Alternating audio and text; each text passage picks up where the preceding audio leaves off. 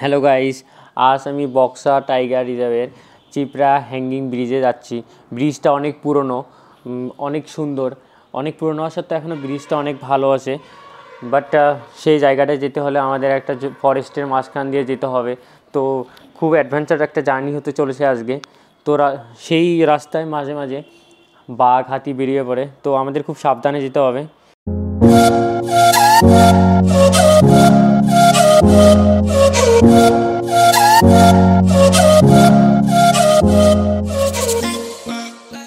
আমরা এখন আছি বক্সা টাইগার রিজার্ভের গেটের সামনে। এখান থেকে আমরা ডাইরেক্ট চলে যাব চিপড়া হ্যাঙ্গিং ব্রিজে। তো এখান থেকে প্রায় 7 কিলোমিটার দূরে চিপড়া হ্যাঙ্গিং ব্রিজ। তো পুরো রাস্তাটাই জঙ্গলের মাঝখান দিয়ে। তো খুব একটা অ্যাডভেঞ্চার জার্নি হতে চলেছে, বিকজ রাস্তার মধ্যে মাঝে মাঝে হাতি বাঘ বেরিয়ে পড়ে। তো খুব সাবধানে আমাদের গাড়ি চালিয়ে যেতে হবে। আর ফরেস্টের মাঝখানে হর্ন মারা নিষেধ, তো হর্ন মারা যাবে না। তো খুব ভয়ও লাগছে।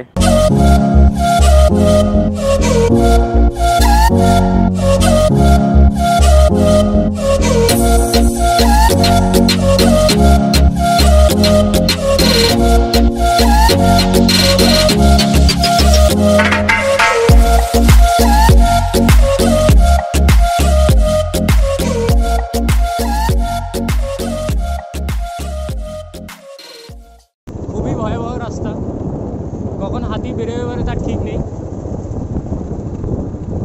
অনেক ভয়ে ভয়ে যাচ্ছি।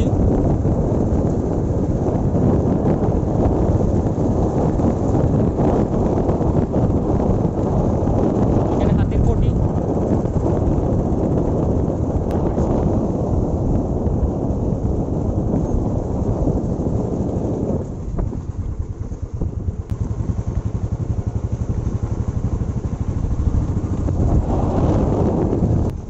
অনেক দূর আসার পর এক বাড়ি পাওয়া গেল, রাস্তায় কোনো লোক নেই।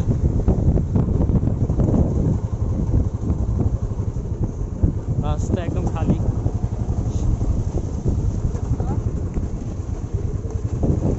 খুবই অ্যাডভেঞ্চার জায়গা।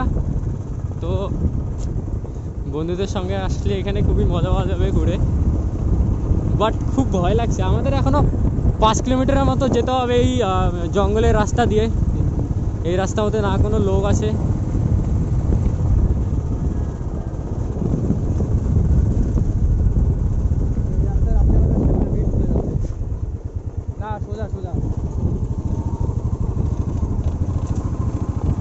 রাত্রেবেলা আসলে আরো একটু বেশি অ্যাডভেঞ্চার হবে।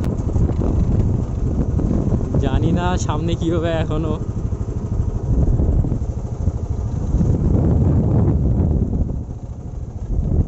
আসলে আমার যাওয়ার ইচ্ছে ছিল না এই রাস্তা দিয়ে, বাট আমার একটা ফ্রেন্ডের রিকোয়েস্টে যাচ্ছি।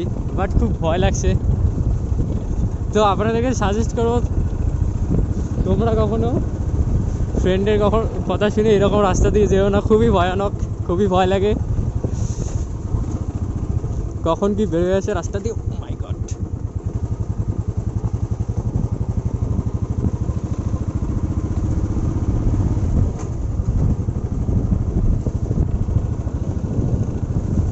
চারিদিকে শুধু জঙ্গল। এখনো 5 কিলোমিটার যাওয়ার বাকি আছে এই রাস্তা দিয়ে।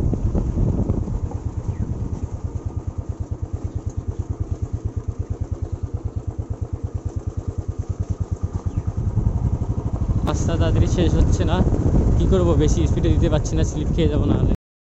তো আমরা এখন একটা অনেক পুরনো কাঠের ব্রিজ পেলাম। তো এটা অনেকটাই ভাঙা আছে।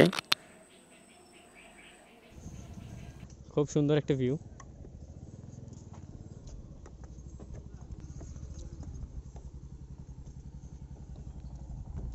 সামনে দোলনাটা একটু ভাঙা, তো আমরা দেখতে আসছি যে বাইকটা পার হবে কি না। না দেখে বাইক নিয়ে এসে পরে অসুবিধা পড়ে, এই জন্য আগে জায়গাটা দেখে নিয়ে বাইক যাবে কিনা, তারপর বাইকটা নিয়ে আসবো। তো আমার ফ্রেন্ড চলে গেল অলরেডি, তো ইনশাআল্লাহ চলে আসবে আমার বাইক।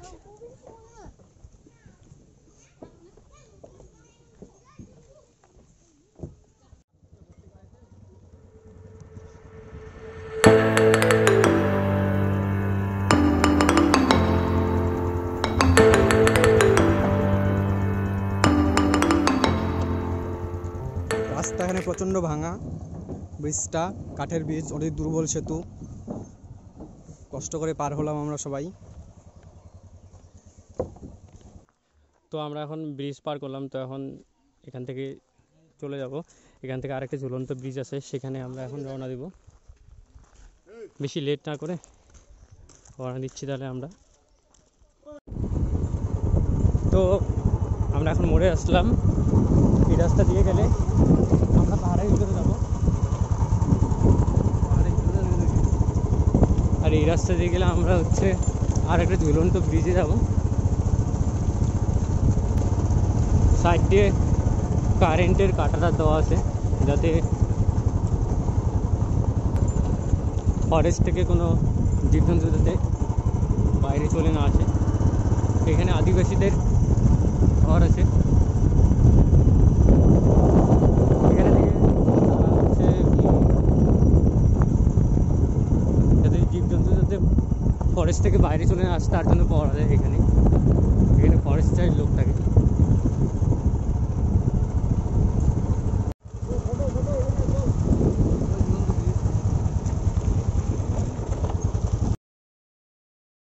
সো গাইস, আমরা অনেক অপেক্ষার পর চলে আসছি ঝুলন্ত ব্রিজে। তো আপনি সামনে দেখতেই পাচ্ছেন ঝুলন্ত ব্রিজ। তো খুব অনেক পুরনো ব্রিজ এটা। তো অ্যাট লাস্ট অনেক অপেক্ষার পর আমরা চলে আসলাম ঝুলন্ত ব্রিজে।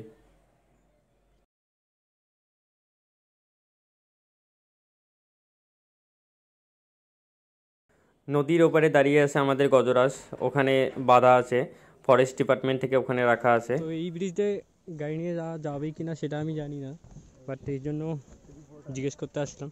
মনে হচ্ছে না যে এই দিক দিয়ে গাড়ি নিয়ে যেতে পারবো।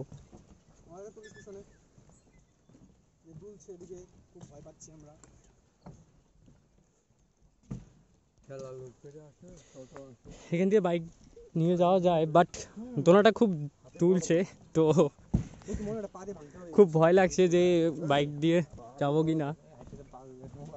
বাট এখানে হাঁটতে খুব ভালো লাগছে, খুব সুন্দর ভিউ।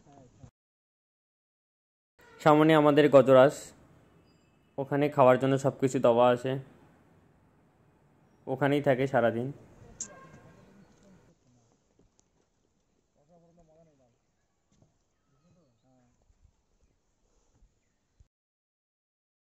তো আমরা এখন ব্রিজ থেকে বেরিয়ে পড়লাম। তো এখন আমরা লাঞ্চ করতে যাব, কিন্তু দুপুর টাইম হয়ে গেছে, অনেক লেট হয়ে গেছে। তো আমাদের খিদা পেয়ে গেছিলো, তো আমরা খুব তাড়াহুড়া করে ওখান থেকে বেরিয়ে পড়লাম, এখন লাঞ্চ করতে যাব। ব্রিজটা খুব সুন্দর, মেইন এটা একটু ভালো লাগে। গার্লফ্রেন্ডকে নিয়ে আসলে খুব ভালো হতো, বাট আমাদের তো গার্লফ্রেন্ডে আমরা সিঙ্গেল ছেলে পেলে।